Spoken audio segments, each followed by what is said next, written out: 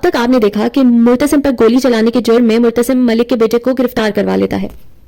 مرتسم میرب سے ابھی اسی بات پر خفا ہوتا ہے کہ اس نے بغیر بتائے اس کی پستول سے تمام گولیاں نکال دی تھیں کہ میرب پوری پنچایت کے سامنے مرتسم کے فیصلے کے خلاف بولتی ہے جو کہ وہ ملکوں کی بھیجی ہوئی لڑکی کے لیے لے رہا ہوتا ہے۔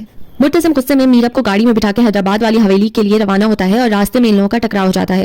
ہسپتال میں میرب زخمی حالت میں مرتسم کے ہوش میں آنے کا انتظار کرتی رہتی ہے اور جیسے ہی وہ ہوش میں آتا ہے انور صاحب، وقاص صاحب اور میرب گھر کے لیے روانہ ہو جاتے ہیں۔ ادھر بھابھی بیگم کو گاؤں میں ہوئے گئے تمام تر واقعات کا علم ہو جاتا ہے اور میرب کے گھر میں داخل ہوتے ہی وہ میرب کو کہتی ہیں کہ وہ اس گھر میں نہیں رہ سکتی۔ یہاں میں یاد دلاتی چلوں کہ اگر آپ کو میری ویڈیوز تھوڑی سی بھی پسند آ رہی ہیں تو پلیز موٹیویشن کے لیے اس ویڈیو کو لائک، شیئر اور چینل کو سبسکرائب ضرور کر دیجیے گا۔ 19ویں قسط کی شروعات میں انور صاحب وقاص صاحب اور اپنی بیٹی کو لے کے اپنے اوپر والے پورشن میں چلے جاتے ہیں۔ ادھر مریم بھی ان کے جانے کے بعد بھابھی بیگم کے فیصلے سے اختلاف کرتی ہے کہ انہیں ان کے ساتھ یہ سلوک نہیں کرنا چاہیے تھا۔ ادھر مرتسم کو جیسے ہی ہوش آنے لگتا ہے تو وہ میرب کا ہی نام پکارتا ہے۔ اسی اثنا میں میرب بھی ہسپتال مرتسم سے ملنے کے لیے پہنچ جاتی ہے، مگر پہلے حیا اور پھر بھابھی بیگم مرتسم سے ملنے نہیں دیتے، بلکہ بھابھی بیگم انور صاحب کو بہت سختی سے کہتی ہیں کہ میرب کو وہ یہاں سے لے جائیں اور جب مرتسم کے زخم بھر جائیں گے، وہ ٹھیک ہو جائے گا، تب سب بڑے مل کے بیٹھ کے بات کریں گے۔ اتنی بے عزتی کے بعد انور صاحب سے برداشت نہیں ہوتا اور وہ میرب کا بازو پکڑ کے اسے وہاں سے لے جاتے ہیں۔ حیا جب مرتسم کے لیے کھانا لے کے آتی ہے تو وہ اس سے بھی میرب کے وہاں نہ آنے کی وجہ پوچھتا ہے، جس پر وہ اسے کہتی ہے کہ میرب کو خود اس بات کا خیال ہونا چاہیے تھا۔ مرتسم کو وقاص صاحب اور انور صاحب کے وہاں نہ آنے پر بھی حیرت ہوتی ہے، مگر حیا اسے کہتی ہے کہ وہ ان باتوں کو چھوڑ دے اور اپنی طبیعت کی طرف دھیان دے۔ مرتسم گھر آتے ہی میرب کا پوچھتا ہے ماں بیگم سے، مگر ماں بیگم اسے کچھ نہیں بتاتی۔ کمرے میں بھی دیکھنے پر میرب نہیں ملتی تو حیا اس سے کہتی ہے کہ ماں بیگم نے میرب کو تھوڑا سا غصہ کیا اور وہ گھر چھوڑ کے ہی چلی گئی کیونکہ وہ تمہارے ساتھ رہنا ہی نہیں چاہتی تھی۔ مرتسم حیا کی بات کو ہی سچا مان لیتا ہے اور میرب سے ملنے خود بھی نہیں جاتا۔ ادھر میرب جب مرتسم سے ملنے کی بات کرتی ہے تو انور صاحب اور وقاص صاحب دونوں ہی اسے منع کر دیتے ہیں۔ وہ کہتے ہیں کہ بھابھی بیگم نے اسے بہت زیادہ بے عزت کر کے اس گھر سے نکالا ہے، اس لیے اگر مرتسم اس سے ملنے آئے گا تو ٹھیک ہے، ورنہ وہ اس گھر میں نہیں جائے گی۔ رات میں میرب کھڑکی سے مرتسم کو لان میں بیٹھا ہوا جب دیکھتی ہے تو وہ اس سے ملنے چلی جاتی ہے نیچے۔ مرتسم میرب کو جیسے ہی دیکھتا ہے تو وہ اسے بہت غصہ ہوتا ہے۔ وہ اسے کہتا ہے کہ تم ایسے چھوڑ کے چلی گئی مجھے جیسے ہمارے درمیان کوئی رشتہ ہی نہیں تھا، جب تم نے سب کچھ ختم ہی کر دیا ہے تو تم کیوں ملنے آئی ہو مجھ سے، چلی جاؤ یہاں سے۔ وہ اسے بغیر کچھ سنے بہت غصہ کرتا ہے اور میرب بھی بغیر کچھ کہے روتی ہوئی وہاں سے آ جاتی ہے۔ میرب مرتسم کی یہ تمام باتیں سن کے بہت نا امید ہوتی ہے اور وہ وقاص صاحب سے کراچی جانے کا کہتی ہے۔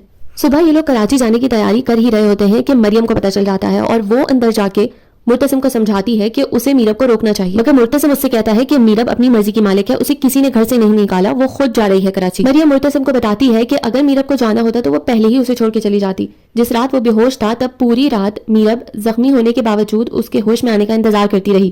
وہ کہتی ہے کہ میرب کو ماں بیگم نے ہی گھر سے نکالا ہے، وہ ہسپتال میں دوبارہ بھی اس سے ملنے آئی تھی مگر اسے ماں بیگم اور حیا نے اس سے ملنے نہیں دیا۔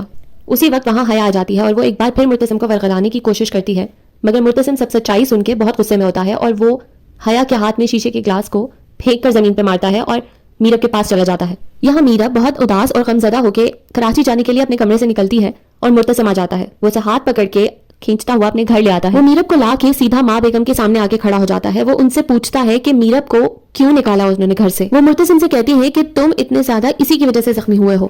مرتسم ماں بیگم سے کہتا ہے کہ کوئی بیوہ کے ساتھ بھی ایسا سلوک نہیں کرتا جس طرح سے آپ نے میرے زندہ ہوتے ہوئے میری بیوی کے ساتھ کیا ہے، اگر یہ مجھے مار بھی ڈالے تو بھی آپ اسے گھر سے نہیں نکال سکتی۔ ماں بیگم مرتسم سے کہتی ہے کہ تمہیں پورے گاؤں کے سامنے اس نے بے عزت کیا ہے، تم اسے اس بات کے لیے بھی معاف کر دو گے؟ جس کے جواب میں وہ کہتا ہے کہ ہاں، کیونکہ یہ اپنی مرضی کے خلاف میرے ساتھ رہ رہی ہے، میرے ساتھ رشتہ نبھانے کی کوشش کر رہی ہے، یہ مجھے شوہر مانے یا نہ مانے میں اس کا شوہر ہوں اور اسے اپنے گھر میں ہی رکھوں گا۔ میرب حیران کھڑی مرتسم کی تمام باتیں سن رہی ہوتی ہے۔ کمرے میں جا کے وہ میرب سے معافی مانگتا ہے کہ وہ پوری کوشش کرے گا کہ آئندہ میرب کے ساتھ اس گھر میں بدسلوکی نہ ہو۔ مرتسم اس سے کہتا ہے اگر تم چاہو تو سب کچھ ٹھیک ہو سکتا ہے، مگر تم میرا ساتھ چاہتی ہی نہیں ہو۔ اگر ہم ساتھ رہیں اور ایک دوسرے کو اپنا بنا لیں تو یہ سب کچھ اچھا ہو جائے گا۔ میرب اس سے پوچھتی ہے کہ تم نے مجھے بچایا کیوں؟ جس کے جواب میں مرتسم اس سے کہتا ہے کہ اگر میں تمہیں نہ بچاتا تو ساری زندگی اپنے آپ کو معاف نہ کر سکتا۔